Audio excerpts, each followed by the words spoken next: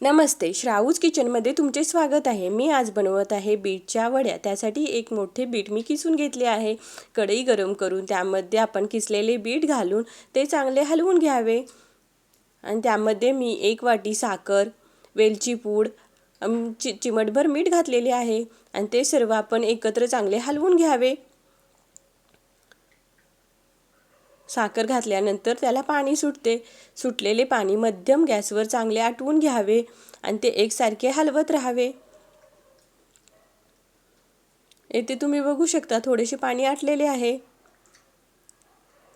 सर्व पाणी आटल्यानंतर वडीसारखे असे ते घट्ट झाल्यानंतर वडी पाडायला ते तयार झाल्यानंतर मग आपण ते काढून घेऊ आणि ताटाला तूप लावून ते त्याच्यावर थापून घेऊ आणि 1 तास ते फ्रीजमध्ये ठेवू घट्ट होण्यासाठी। जर फ्रीजमध्ये ठेवायचे नसेल तर तुम्ही असेच ते घट्ट होण्यासाठी बाहेर ठेवू शकता।